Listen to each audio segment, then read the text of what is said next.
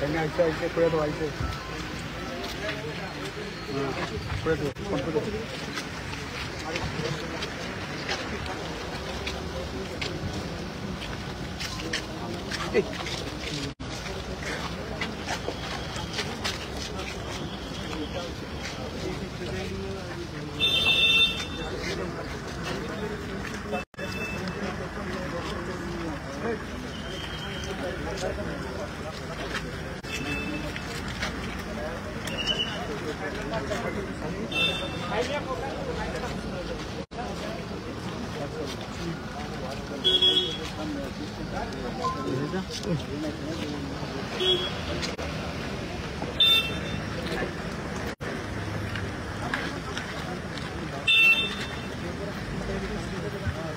পিছিয়ে গেলাম না দূর পেলুন দূরে ভালো বাড়ি যাবে দূর ছিল হলে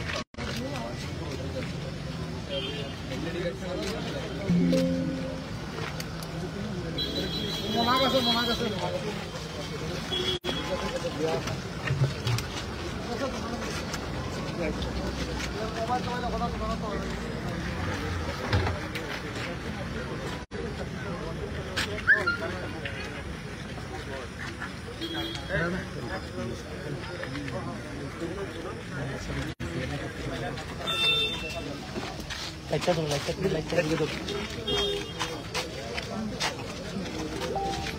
ধরো লাইটটা ধরো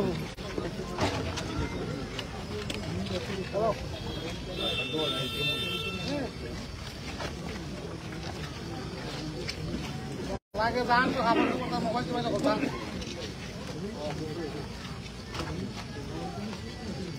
কোন খাবারটা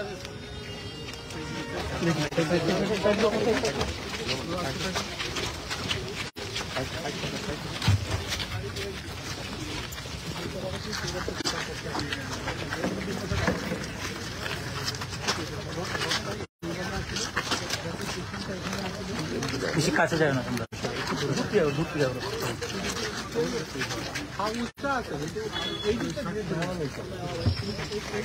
সব কাছে লাগে একটু ঢুকতে গেলে তো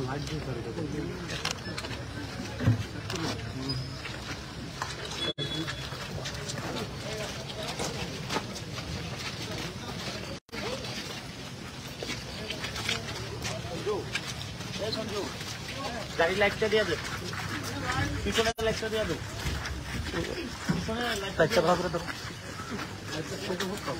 হ্যাঁ ঠিক আছে পুরো বলাই সামনে যাও সামনে যাও না সামনে যাও না সামনে যেতে না করতে নিই না কোথাও দেখি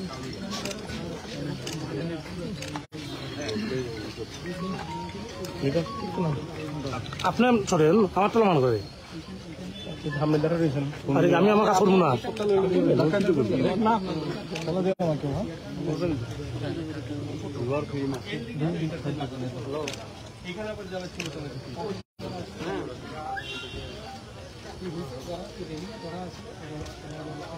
ওইখানে ওই লোহার রেলিংটা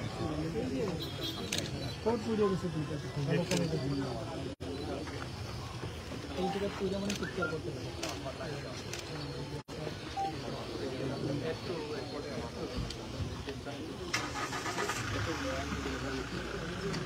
চিৎকার করতে পারে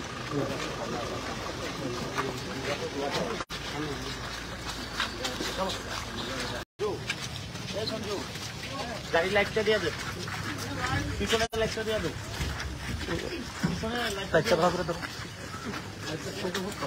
হ্যাঁ ঠিক আছে পুরো বলাই সামনে যাও সামনে যাও না সামনে যাও না সামনে যেতে না করতে নিই না কোথাও দেখি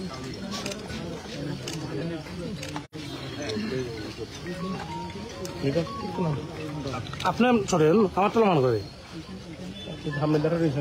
আমি আমার কাজ করবো না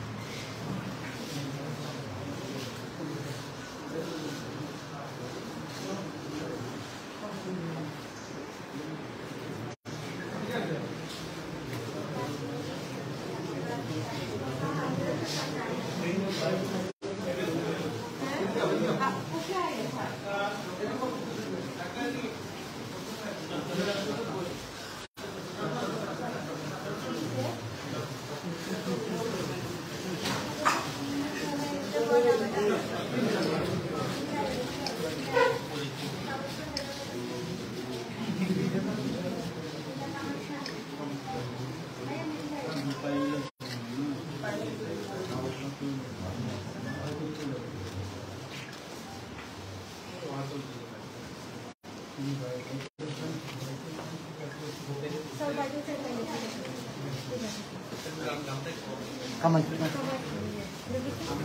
ka ba?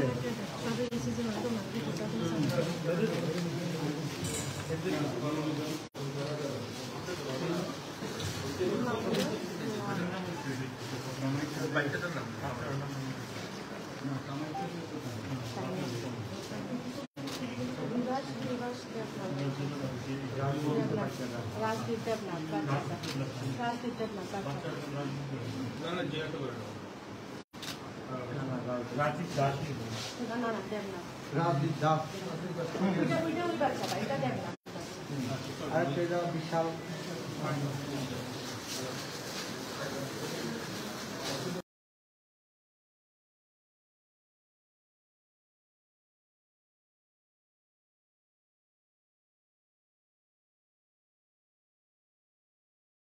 এবারও ওনারা উল্টো রথ আমরা সবাই জানি যে সে উল্টো রথের যখন চলছিল তো হঠাৎ করে একটা কারেন্ট উপরে যে কারেন্টের যে লাইন ছিল তার থেকে এই কারেন্ট চলে এসেছিল একদম নিচের দিকে। তো যারা যারা সেই নিচের দিকে সিঁড়ির মধ্যে ছিল তাদের তো অন দ্য স্পট ওনারা মৃত্যুবরণ করেছে এবং যারা ভিতরে ছিল দেখা গেল এদের মধ্যে অনেকের কিছু হয়নি। তো এইরকম একটা দুর্ঘটনা এখানে ঘটলো এবং আপনারা যারা মিডিয়া বন্ধুরা আছেন আপনারা নিশ্চয়ই স্পৃষ্ট হয়ে সাথে সাথে মারা গেছে। তো এই ঘটনা যখন হলো আমি তখন ছিলাম একটা মিটিংয়ে, সেক্রেটারিয়েটে একটা মিটিং চলছিল। আমি সাথে সাথে আর বৃষ্টিও পড়ছিল আপনারা সবাই জানেন। তো আমি সাথে সাথে আমার সাথে আমাদের ত্রিপুরা সরকারের মাননীয় মন্ত্রী টিঙ্কু রায় মহোদয় আছেন এখানে, আমাদের প্রাক্তন মন্ত্রী এবং বর্তমান বিধায়ক কুমারঘাটে উনি এখানে আছেন। ওনাদের সাথে আমি টেলিফোনে কথা বলি। তো আমি বললাম আমি চলে আসছি। সেখান থেকে আমি ট্রেনে করে আর তো কোনো রাস্তা নেই, মানে যদি আসি তো অনেক দেরি হয়ে যাবে। ট্রেনও আমি মানে 6টার সময় উঠে আমি সন্ধ্যা 6টায় এসে এখানে আপনার 9টার সময় এসে পৌঁছেছি। তো সমস্ত জায়গায় আমি গেলাম, দেখলাম, শুনলাম, মানে কি বলবো, আমাদের ত্রিপুরার ইতিহাসে এই ধরনের মর্মান্তিক ঘটনা, একসাথে এতগুলো মৃত্যু এবং যারা আক্রান্ত হয়েছে মানে ভাবা যায় না। তো এখানে এসে আমি যে জায়গাটায় ঘটনাটা ঘটেছে সেখানে আমি গেছি, সেখানে দেখলাম, চেষ্টা করলাম বুঝবার। সেখান থেকে আমাদের কিছু যারা আমাদের এখানে দুটো হসপিটাল আমি গেছি, একটা ফটিকরায় আর একটা কুমারঘাট হসপিটালে আমি গিয়ে যারা ইনজিউর্ড আছে বর্তমানে এখানে যারা আছে তাদেরকে দেখে আসি। এর মধ্যে যারা 6 জন মারা গেছেন তারা মর্গে আছে এখন, আর যারা বেশি ইনজিউর্ড আছে তাদেরকে জিবি হাসপাতালে পাঠানো হয়েছে। তো আমি আমাদের যে স্বাস্থ্য দপ্তরের যিনি সেক্রেটারি আছেন, আমি চিফ সেক্রেটারির সাথে কথা বলে এসেছিলাম। তো ওনাদেরকে বললাম যে কোনো অবস্থায় কোনো জায়গায় যেন খামতি না থাকে ট্রিটমেন্টে। এখানেও এখন কথা বলেছি, এখানে ডিএম সাহেব আমাদের সাথে আছেন, যে কোনো অবস্থায় কোনো জায়গায় যেন আমাদের তরফ থেকে এটা যেন না বলতে পারে যে কোনো রকম সহায়তা হয়নি। আমাদের সরকার যারা মারা গেছেন, যারা ইনজিওর্ড হয়েছেন তাদের সাথে সরকার আছে। তো এর মধ্যে প্রাথমিক যে হিসাব সেই অনুযায়ী এখন পর্যন্ত 7 জন মারা গেছে। একজনকে এখান থেকে রেফার করে রাস্তায় মারা গেছেন, তাকে আবার ব্যাক করে এখানে নিয়ে আসছে, এবং 16 জন আহত হয়েছে। তো আহতদের ফটিকরায়, কুমারঘাট এবং কৈলাস শহর ও আগরতলা হাসপাতালে, যেটা আমি বললাম আমাদের মেডিকেল কলেজে পাঠানো হয়েছে। এই ঘটনা অত্যন্ত হৃদয় বিদারক এবং মর্মান্তিক। আমি এবং আমার সরকার এবং আমরা সবাই মানে অত্যন্ত মর্মাহত, এবং নিহত আহতদের পরিজনদের প্রতি গভীর সমবেদনা জ্ঞাপন করছি। এবং রাজ্য সরকার নিহত ও আহতদের পরিজনদের পাশে থাকবে, এবং কিভাবে ওনাদেরকে আমরা সাহায্য করতে পারি সেই বিষয়টা আমরা দেখছি। এর মধ্যে আমরা যে ডিসিশন নিলাম, কারণ মানুষকে তো আর ফিরিয়ে পাওয়া যাবে না, তো ট্রিটমেন্টের সমস্ত খরচ যারা এখনো আহত যারা হয়েছেন তাদের পুরো ব্যয় আমরা বলে দিয়েছিলাম। ডিএম সাহেবও আছেন, এবং আমি অন্যান্য যে হসপিটাল আমি দেখে আসলাম কুমারঘাট এবং ফটিকরায়, সেখানেও আমি বলে এসেছি, এবং আর্থিকভাবেও সাহায্যের আমরা ঘোষণা দিচ্ছি। যারা মারা গেছেন তাদেরকে 4 লক্ষ টাকা করে আমাদের সরকারের তরফ থেকে আর্থিক সহায়তা আমরা করবো পরিজনদের। Next scheme. আর যারা দুর্ঘটনায় 60%-এর উপরে, কারণ এটা তো মানে ইলেকট্রিকের কারেন্ট মানে পুড়ে গেছে জায়গা, 60%-এর উপরে শতাংশের বেশি যারা, তাদেরকে 2.5 লক্ষ টাকা করে দেওয়া হবে, সেটা আজকে আমি ঘোষণা করছি। এবং 40 থেকে 60% যারা আহত হয়েছেন তাদের 74,000 টাকা করে আর্থিক সহায়তা দেওয়া হবে। আপনারা নিশ্চয়ই এর মধ্যে দেখেছেন, আমি টুইটও করেছিলাম, পরবর্তী সময়ে সেটা আমাদের যশস্বী এবং আমাদের মাননীয় আদরণীয় প্রধানমন্ত্রী নরেন্দ্র মোদীজি গোচরে এসছেন। তো উনি একটু আগে আমরা দেখলাম যে ওনার টুইটে উনি ঘোষণা দিয়েছেন যে ওনার যে prime minister national relief fund, সেখান থেকে আমাদের যেটা দিচ্ছি তার সাথে ওনার তরফ থেকে ওনার যে এই ফান্ড আছে সেখান থেকে 2 লাখ টাকা করে উনি দিচ্ছেন যারা মারা গেছেন, আর 50,000 টাকা যারা ইনজিওর্ড।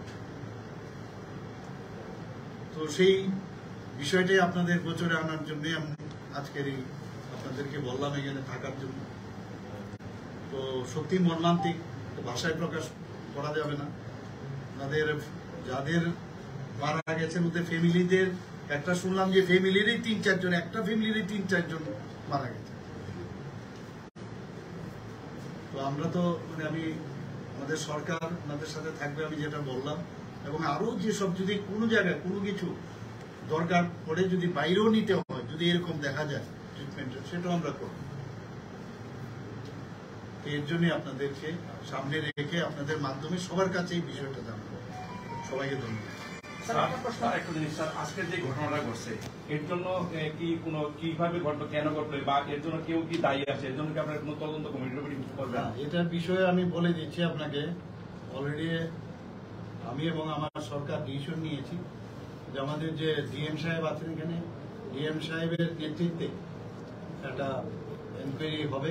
সেই এনকোয়ারি রিপোর্ট নিশ্চয়ই জমা করবে, এবং সেই রিপোর্ট পাওয়ার পরেই আমরা আগামী দিন যাতে এই ধরনের দুর্ঘটনা কোথাও না হয় সেই বিষয়টা আমরা নিশ্চয়ই আমরা স্যার, যে বিদ্যুৎ পরিবাহী তার ছিল সেটা তো নিশ্চয়ই 11,000 ভোল্টের ছিল। তো অনেকেই বলছেন যে নির্দিষ্ট পরিমাপ থেকে অনেকটা নিচে ছিল রাস্তার উপরে, এই ব্যাপারটা নিয়ে কি বলবেন? সেটা রিপোর্টে আসুক না, রিপোর্টের মধ্যে বোঝা যাবে। এখান থেকে আমি যদি বলে যাই তো ঠিক হবে না, রিপোর্টের মধ্যে সব চলে আসবে। সেই রিপোর্ট পাওয়ার পরেই আমি